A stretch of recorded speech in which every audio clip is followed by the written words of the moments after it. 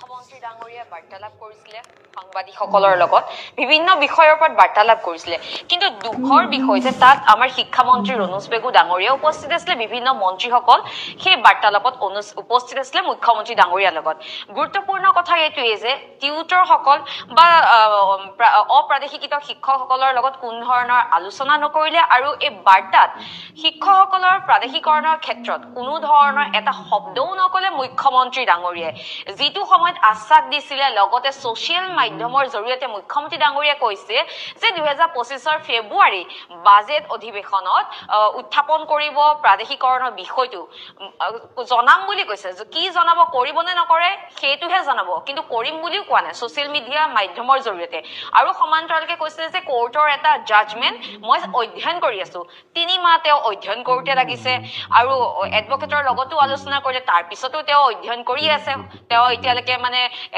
সিদ্ধান্তত উপনীত হ'ব পৰা নাই বাৰু যিয়ে নহওক কিন্তু 2025 বৰ্ষৰ প্ৰথমটো দিনত এই শিক্ষকসকলৰ কথা অলপো মনত নপৰিলে নে তেওঁলোকৰ ল'ৰা ছোৱালী কেনেদৰে জীৱন অতিবাহিত কৰিছে শিক্ষকসকলে কেনেদৰে অতিবাহিত কৰিছে তেওঁলোকক এটা আশাৰ ৰেঙনি দিবলৈ আপোনাৰ 25 চনৰ প্ৰথম দিনটোত বাৰু মনত নপৰিলে নে সমান্তৰালকৈ ৰণোজ পেগু ডাঙৰীয়াই সোশ্যাল মিডিয়াত সেইদিনাখনেই লিখিছে যে আজি নৱবৰ্ষৰ প্ৰথমটো দিনটোত নতুন দিনৰ আলাপ অনুষ্ঠানত মাননীয় মুখ্যমন্ত্ৰী ডক্টৰ হিমন্ত বিশ্ব শৰ্মা ডাঙৰীয়াই সংবাদ মাধ্যমৰ বিশিষ্ট সাংবাদিকসকলৰ সৈতে মত বিনিময় কৰে কইনাধাৰা ৰাজ্যিক অতিথিশালাত অনুষ্ঠিত এই অনুষ্ঠানত সতীৰ্থ মন্ত্ৰী বিধায়কসকলৰ সৈতে অংশগ্ৰহণ কৰে আনন্দিত হৈছে আৰু লগতে আগন্তুক দিনত কিদৰে চৰকাৰখনে কাম কৰি যাব সেইটোৰ ওপৰত আলোচনা কৰিলে ঠিকে আছে কিন্তু ইয়াৰ মাজত বাৰু শিক্ষকসকলৰ কাৰণে কৰণীয় আপোনাৰ একো নাই নি এই কৰ্মৰাজিৰ ভিতৰত শিক্ষকসকলৰ কাৰণে কৰণীয় একো নাই নি আপোনাৰ কৰ্মৰাজিত যেটো আপোনালোকে 26 ডিসেম্বৰত মাতিছিলে এই শিক্ষকসকলক টিউটৰসকলক শিক্ষামন্ত্ৰীয়ে মাতি নিছিলে আৰু মাতি নি পেলাই তেওঁলোকৰ লগত আলোচনা কৈছিলে যে আপোনালোকৰ যিটো সমস্যা আছে প্ৰাদেশিকৰণৰ সেই প্ৰাদেশিকৰণৰ সমস্যাটো সমাধানৰ ক্ষেত্ৰত আমি আলোচনা কৰিম কিন্তু আপোনালোকে তেওঁলোকক নেমাতিলে তেওঁলোকৰ বিষয়টো উত্থাপন নকৰিলে মানে কথাটো এনেকুৱা নেকি যে এই সমস্যাটোত কমিশন নাই কাৰণে আপোনালোকে সমাধান নকৰে প্ৰাদেশিকৰণ এটো কাৰণে নকৰে নেকি তাত কমিশন নাই আপোনালোকে প্ৰাদেশিকৰণ কেতিয়া কৰিব যেতিয়া শিক্ষকসকল মৰি যাব তেওঁলোকৰ হাড় গিডাল মানে খান্দি পেলাই উলিয়ানি এই হাড় গিডালক আপোনালোকে প্ৰাদেশিকৰণ কৰিব নেকি আজি দুখ লাগিছে শিক্ষক সমাজে দুখ কৰিছে কাৰণ তেওঁলোকৰ বিষয়টো আপোনালোকে উত্থাপন নকৰিলে আপুনি কৈছিলে যে জলি জলি পোহৰ কৰিব লাগে অসমখনক কিন্তু জুনে জলি আমাক সকলোকে আগবঢ়ালে তেওঁলোক আজি নিজে চাই হৈ গৈছে কেৱল চাই আপুনি কৰিছে আপুনি যদি হসা অন্তৰে 2025 বছৰত শিক্ষকসকলৰ কাৰণে কিবা এটা কৰিব বিচাৰিছে সোনকালে কৰক কিন্তু প্ৰথম বছৰৰ প্ৰথম দিনটোত কিন্তু শিক্ষকসকলে বহুত দুখ পাইছে আপুনি এটা বিষয়ও উত্থাপন নকৰিলে কি তেওঁলোকৰ কাৰণে আপোনাৰ কৰণীয় একো নাই নেকি যতে কমিশন আছে আপুনি হেতু কামে কৰিব নেকি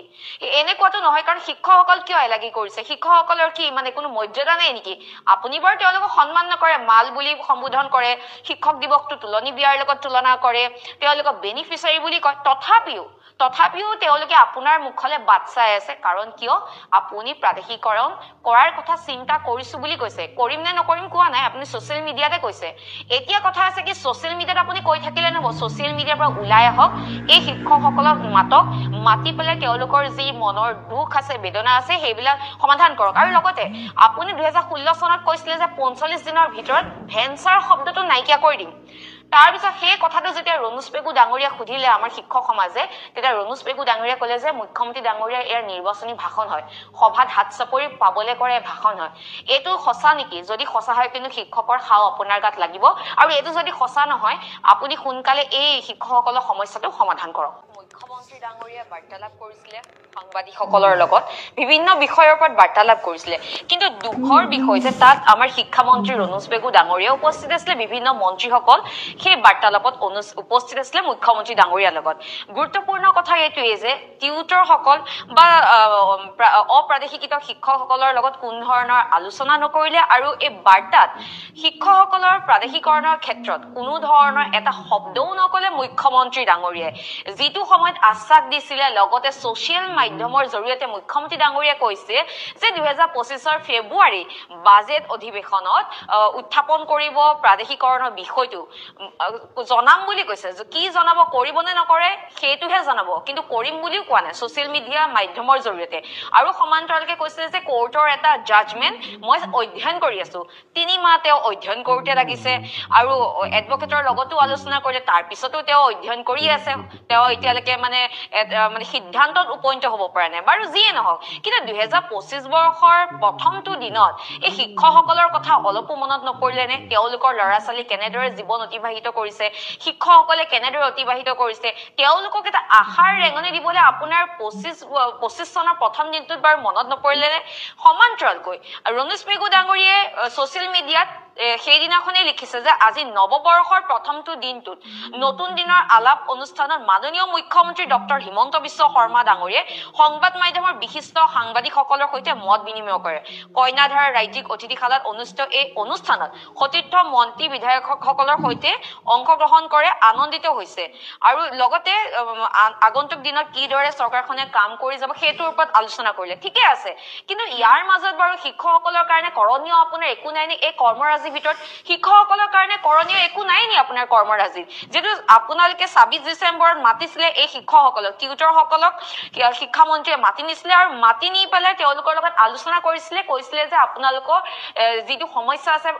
প্ৰাদেশিকৰণৰ সেই প্ৰাদেশিকৰণৰ সমস্যাটো সমাধানৰ ক্ষেত্ৰত আমি আলোচনা কৰিম কিন্তু আপোনালোকে তেওঁলোকক নেমাতিলে তেওঁলোকৰ বিষয়টো উত্থাপন নকৰিলে মানে কথাটো এনেকুৱা নেকি যে এই সমস্যাটোত কমিশন নাই কাৰণে আপোনালোকে সমাধান নকৰে প্ৰাদেশিকৰণ এটো কাৰণে নকৰে নেকি তাত কমিশন নাই আপোনালোকে প্ৰাদেশিকৰণ কেতিয়া কৰিব যেতিয়া শিক্ষকসকল মৰি যাব তেওঁলোকৰ হাড়গিডাল মানে খান্দি পেলাই উলিয়ানি এই হাড়গিডালক আপোনালোকে প্ৰাদেশিকৰণ কৰিব নেকি আজি দুখ লাগিছে শিক্ষক সমাজে দুখ কৰিছে কাৰণ তেওঁলোকৰ বিষয়টো আপোনালোকে উত্থাপন নকৰিলে আপুনি কৈছিলে যে জলি জলি পোহৰ কৰিব লাগে অসমখনক কিন্তু জুনে জলি জলি আমাক সকলোকে আগবঢ়ালে তেওঁলোক আজি নিজে চাই হৈ গৈছে কেৱল চাই আপুনি কৰিছে আপুনি যদি হসা অন্তৰে 2025 বছৰত শিক্ষকসকলৰ কাৰণে কিবা এটা কৰিব বিচাৰিছে সোনকালে কৰক কিন্তু প্ৰথম বছৰৰ প্ৰথম দিনটোত কিন্তু শিক্ষকসকলে বহুত দুখ পাইছে আপুনি এটা বিষয়ও উত্থাপন নকৰিলে কি তেওঁলোকৰ কাৰণে আপোনাৰ কৰণীয় একো নাই নেকি যতে কমিশন আছে আপুনি হেতু কামে কৰিব নেকি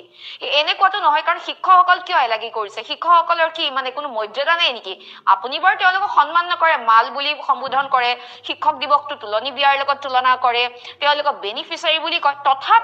তথাপিও তেওঁলোকে আপোনাৰ মুখলে বাট চাই আছে কাৰণ কিয় আপুনি প্ৰাদেশিকৰণ কৰাৰ কথা চিন্তা কৰিছো বুলি কৈছে কৰিম নে নকৰিম কোৱা নাই আপুনি সোশ্যাল মিডিয়াতে কৈছে এতিয়া কথা আছে কি সোশ্যাল মিডিয়াত আপুনি কৈ থাকিলে নহব সোশ্যাল মিডিয়াৰ পৰা ওলাই আহক এই শিক্ষকসকলক